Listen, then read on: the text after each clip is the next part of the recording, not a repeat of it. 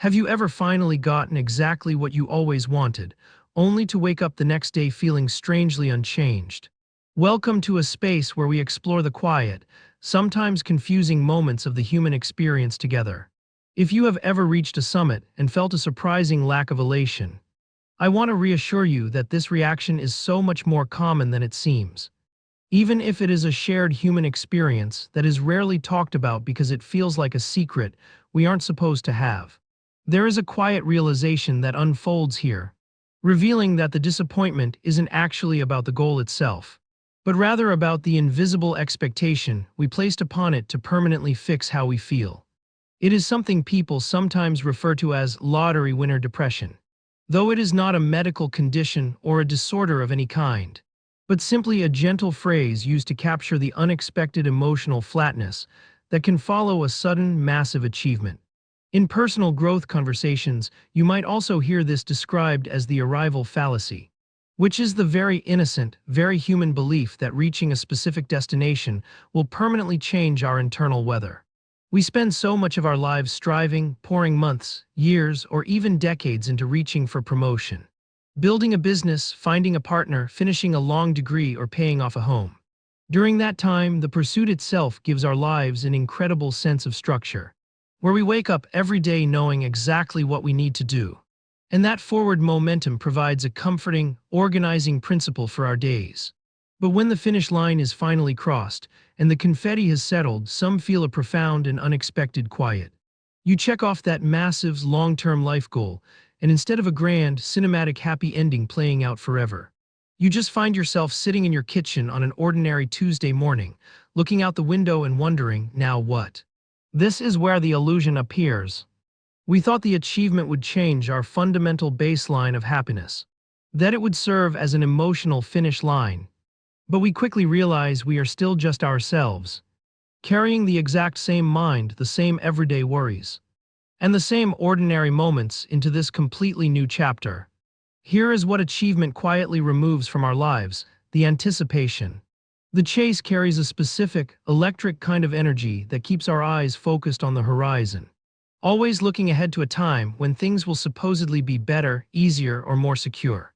When that momentum suddenly stops because we have actually arrived, the silence that follows can be deeply jarring.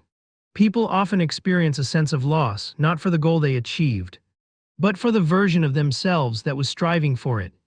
Because our identities become so deeply entangled with our ambitions. We become the underdog, the relentless worker, the dreamer, the climber. And it leaves us wondering who we are when we are no longer climbing that specific mountain. It is almost as if we miss the struggle, finding a strange comfort in it because it is familiar. We know how to fight, we know how to endure, and we know how to sacrifice for better tomorrow. But we don't always know how to sit quietly in the better tomorrow once it becomes today. Some feel a sudden, jarring disconnection from the people around them, too. Because when you are striving alongside others, there is a deep camaraderie in the shared effort. But crossing the finish line can sometimes feel like stepping onto an island, where the conversations change, the relatable complaints no longer apply, and a quiet distance forms. Missing the excitement of the chase is incredibly common. Yet it almost always comes accompanied by a heavy, complicated dose of guilt. There can be an immense, unspoken pressure from society, from friends, and from ourselves to feel purely, endlessly grateful once a goal is met. People might say things like, "You must be so thrilled," and you find yourself smiling and nodding, while internally feeling a subtle, confusing emptiness that makes it so easy to wonder if something is fundamentally wrong with you. But feeling this way does not mean someone is ungrateful, broken, or incapable of experiencing joy. It is sometimes described merely as a natural contrast between the vivid, idealized expectations we carry in our minds and the much quieter, more nuanced reality of lived experience. There is another subtle dimension to this experience that many people notice when they hold onto a dream for a very long time. The dream itself becomes a kind of companion, living in our minds as a perfect, untarnished thing, with no flaws, no mundane realities, and no frustrating details. But when a dream is pulled down from the clouds and made real, it becomes subject to the gravity of everyday life. Where the dream job still involves tiring commutes, the dream house still requires maintenance, And the financial milestone still comes with taxes, complex decisions, and the persistent hum of entirely new worries. We mourn the loss of the perfect fantasy, even as we hold the beautiful, imperfect reality in our hands, experiencing a tiny heartbreak for the loss of a fantasy that kept us company for so many years. This brings us to a quiet realization about the nature of our external wins. Milestones, no matter how wonderful, hard-earned, or financially significant, do not automatically resolve our internal questions. They beautifully change our circumstances, and they might upgrade our surroundings or our security. But they do not necessarily change our core.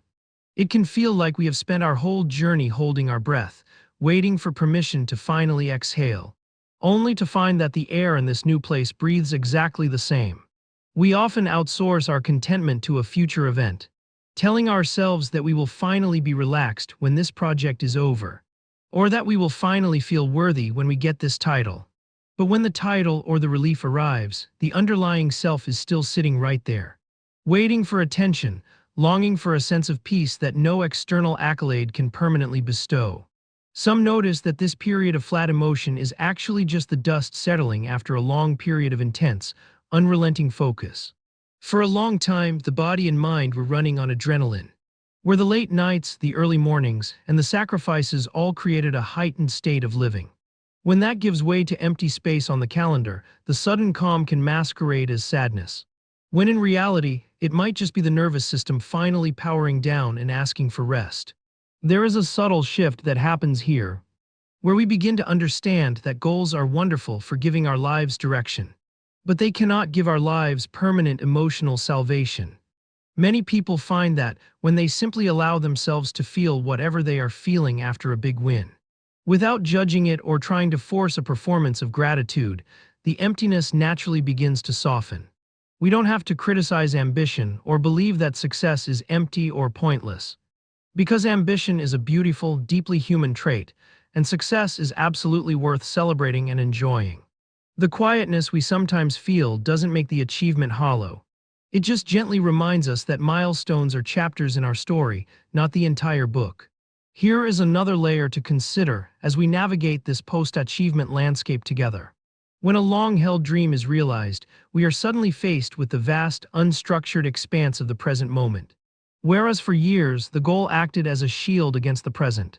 If we were unhappy or anxious, we could simply blame it on the fact that we hadn't reached our destination yet, making the goal the ultimate, comforting scapegoat for our current discontent. But once the goal is achieved, that shield completely drops, leaving us face to face with the present reality of our lives, asking us to learn how to simply exist without the distraction of a desperate pursuit. This can feel incredibly vulnerable, serving as a moment of deep, profound honesty, where we recognize that no amount of money, recognition, or external validation can do the inner work of self-acceptance for us. Many people discover that this realization, while perhaps initially disappointing, is actually the doorway to a much deeper, more authentic kind of freedom. When we stop asking our achievements to be our saviors, we can start appreciating them for what they actually are: beautiful, fleeting milestones along a continuous, lifelong path. We can enjoy the promotion for the security it brings, without asking it to heal our self-esteem. And we can enjoy the new home for its warmth, without asking it to cure our loneliness.